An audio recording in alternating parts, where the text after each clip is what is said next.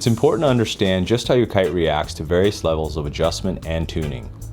Now, you have a few different options here that we'll be covering in an effort to help you get the best performance and wind range from your kites.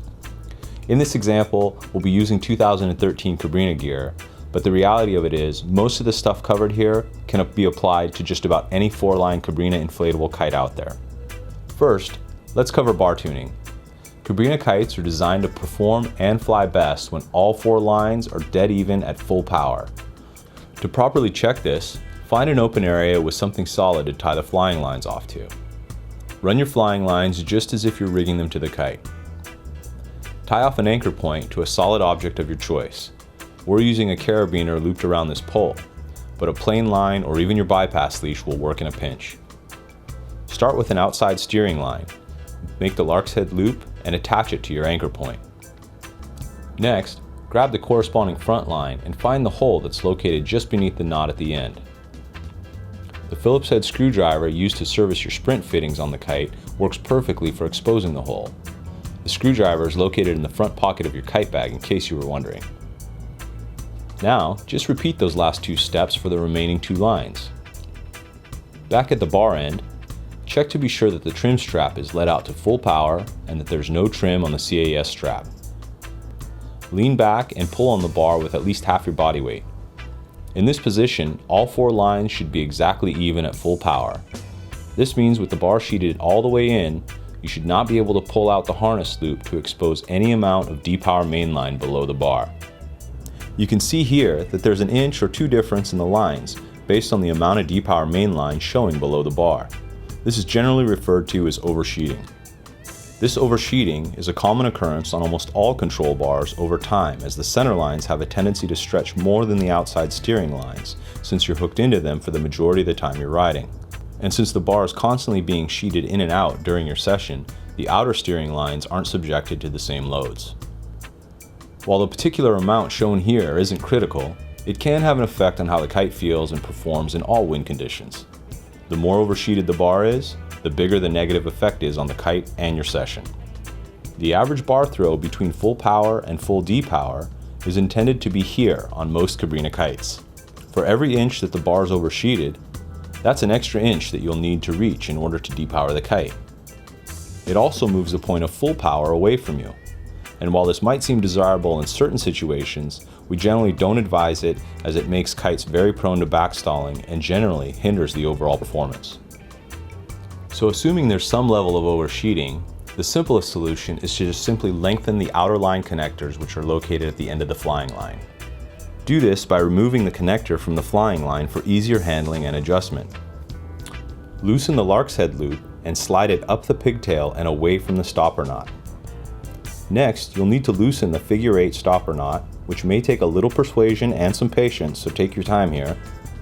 And that small screwdriver could come in handy here to help loosen the knot. With the knot loose, slide it down so it sits further down the line. The amount you move it corresponds to the amount of D-power line you were able to pull out past the bottom of the control bar. If your bar is oversheeted, you want to make the 2 outer line connectors longer to match the center line stretch you're seeing at full power. In the rare event that your bar is undersheeted, this means that the back lines are longer than the front lines, you may notice excessive slack or droop in the back lines, even with the control system pulled in all the way to full power.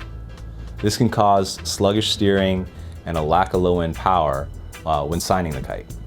Depending on the difference between the front and the back lines, you have a couple of options here. We'd recommend first going back and checking the line lengths and adjusting accordingly. The only difference here is the adjustment will be on the front line connectors, not the backs. The method here is exactly the same. Do this by removing the connector from the flying line for easier handling and adjustment. Loosen the lark's head loop and slide it up the pigtail and away from the stopper knot. Next, you'll need to loosen the figure 8 stopper knot, which may take a little persuasion and some patience, so take your time here. And that small screwdriver could come in handy here to help loosen the knot. The amount you move it corresponds to the amount of slack or droop in the outer steering lines. Make the necessary adjustments and reattach it to the flying lines.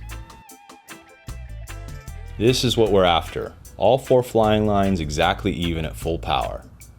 Notice that we're not able to pull out the harness loop at all to expose any of the D-Power mainline.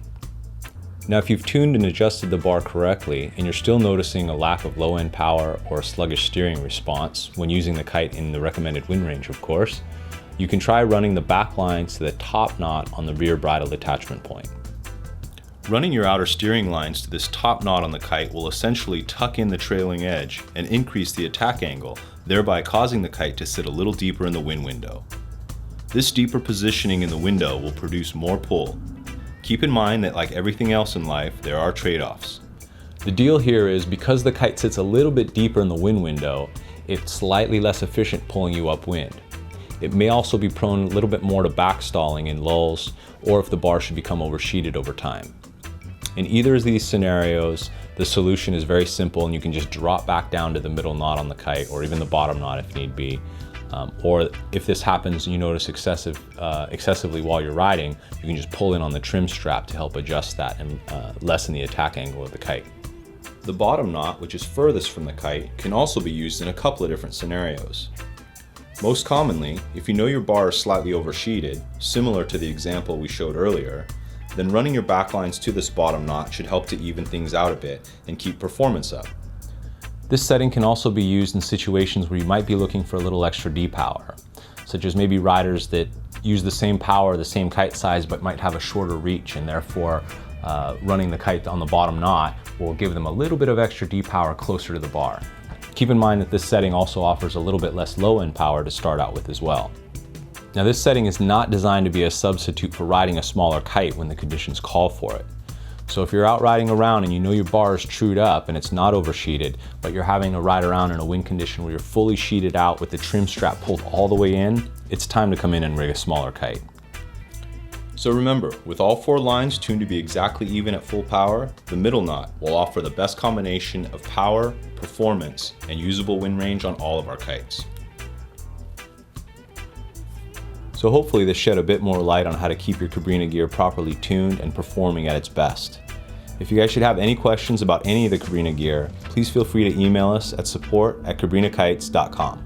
Thanks for watching, and we look forward to seeing you on the water.